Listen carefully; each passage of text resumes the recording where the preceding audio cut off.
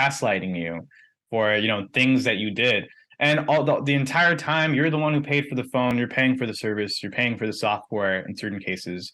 And before we even launched this phone, I did a really deep dive into investigating how phone tracking works. So I'll just briefly mention kind of the three different parts, and then I'll Hmm. also mention real world cases where people's lives were changed forever because of these abusive software services.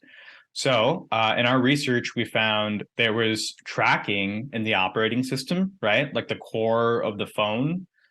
There's tracking in the applications that we use.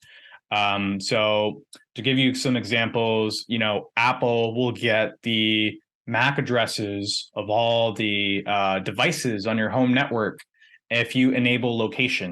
So, it will send the devices on your home network along with your location off to Apple. Now, why would they need the devices on your network?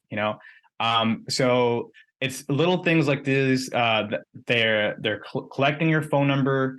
They're connecting back to Google and Apple every 5 minutes. That's been observed by independent studies, and they're just gathering this massive amount of data, which comes out to like unique identifiers, like hardware identifiers to your phone, so that they can track you in pretty much everywhere, not just your phone, but through the web browser. And this usually happens through being signed in to one of those phones. So one difference with our phone is you don't have to sign in into any accounts in order to use it, right? So that's one difference. So there's the operating system, there's the applications, which on average, an application on the Google Play Store has up to 5 different trackers. That's 5 different companies that are all analyzing what you're doing and also collecting their own independent logs. And I know as a mobile app developer that they kind of pressure, mobile app developers need to make money. This is the easiest way to do it. When I was making apps, this is what was pushed onto me. So I know how easy it was to just sign up and you get kind of money in the back pocket. They get to analyze your users. It's all connected through that account that they sign in with for the phone.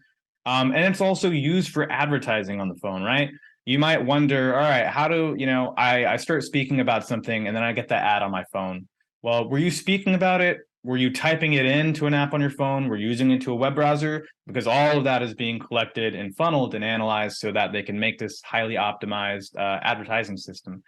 So yeah, there's the operating system, there's the apps, and lastly, there's the cellular networks, which I think we'll get into later in our conversation. But you have to know that no phone calls and texts are private. And at least in the United States, companies, telecoms are obligated to have a back door to the government, right?